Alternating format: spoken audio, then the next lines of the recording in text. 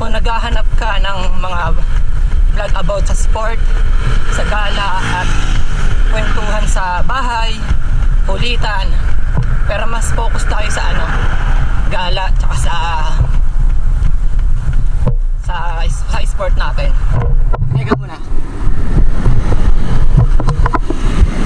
Yeah, subscribe ka guys kung gayon yung mga hinahanap mo.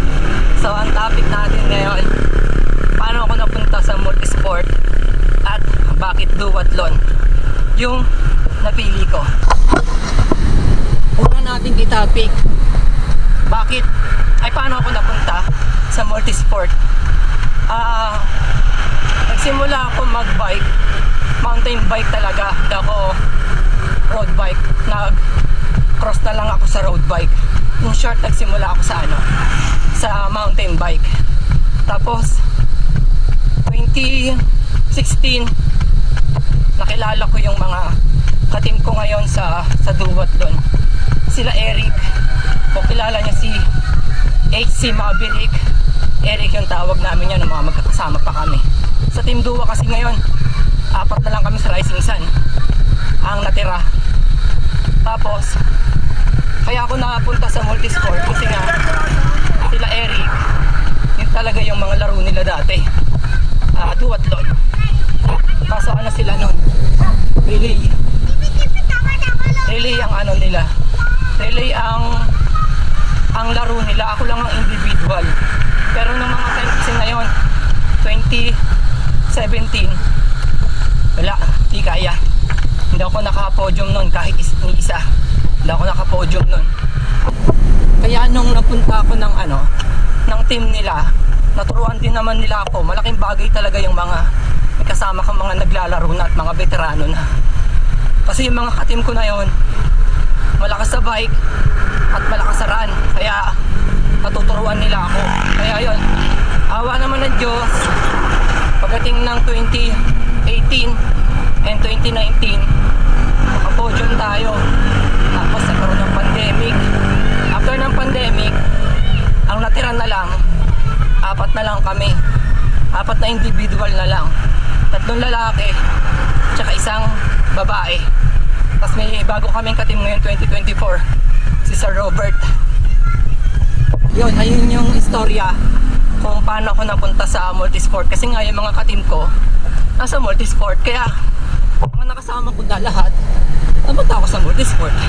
Pero naman kung kasama mo yung mga naka-road bike ang laro mo. Kung nakasama mo yung mga naka-mountain bike ang laro mo. Ako, kasama ko sila, multisport yung laro ko. Duathlon ang napili kong laruin. Sa duathlon kasi, una, short lang yung mga oras na training natin. Pero syempre, depende sa distance.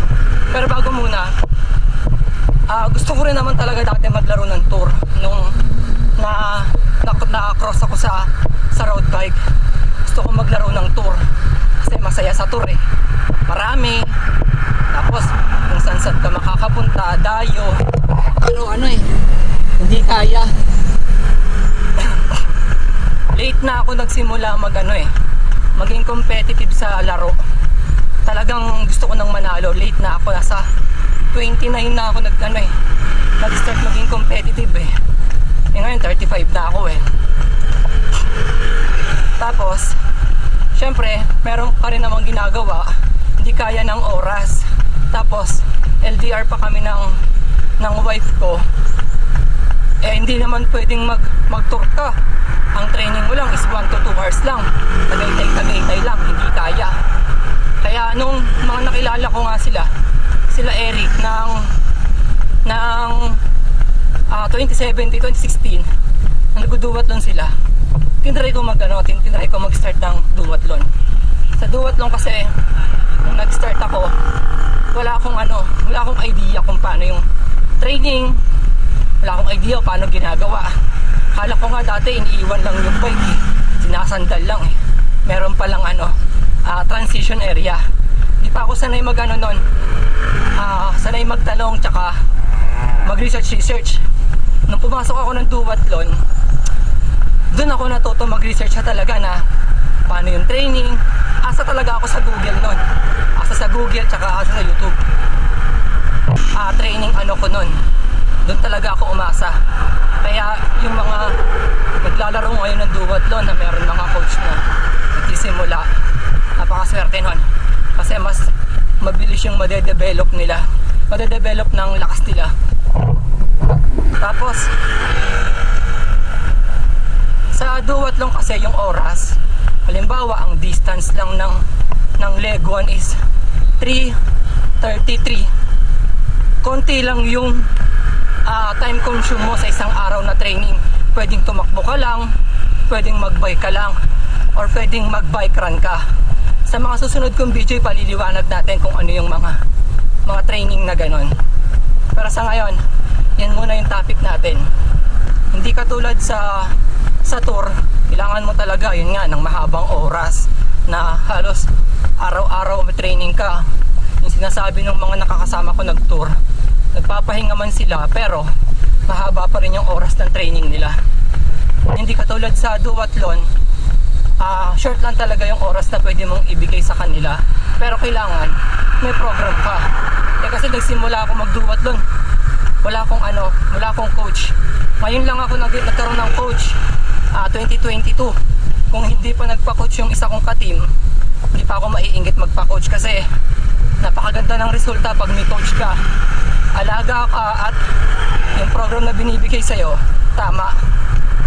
Kaya yun sa mga magsisimula magduwatlon, kahit na anong age pa, huwag kayong matakot magsimula sa duwatlon at marami na naman nagduduwatlon ngayon for sure.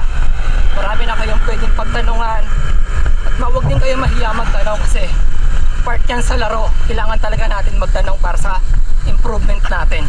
And kung umabot ka sa video na to, mapanood mo simula yung umpisa hanggang dulo, huwag kang mahiya mag-subscribe kasi wala namang bayad dyan. Pero kung trip mo lang naman yung mga i-upload natin video. And sa lahat ng mga nakapanood na ito, comment kayo sa mga lahat ng nakapaglaro ng duwatlon simula ng 2015 hanggang ngayon. Baka nagkalaban tayo at kayo yung mga lagi nagpo-podium ng mga time na yon. Kayo yung lagi mga sinusundan ko. Mapanorte, Mapasaw, comment kayo kung napanood nyo to and kung mga nakalaban nyo at mga nakalaban ko rin kayo. Yun guys, salamat sa panonood. Subscribe lang para lagi ka naka-notify pag may mga next video tayo. Kasi for sure, marami pa akong i-upload tungkol sa mundo ng duwatlon at sa daily grind natin. Yun guys,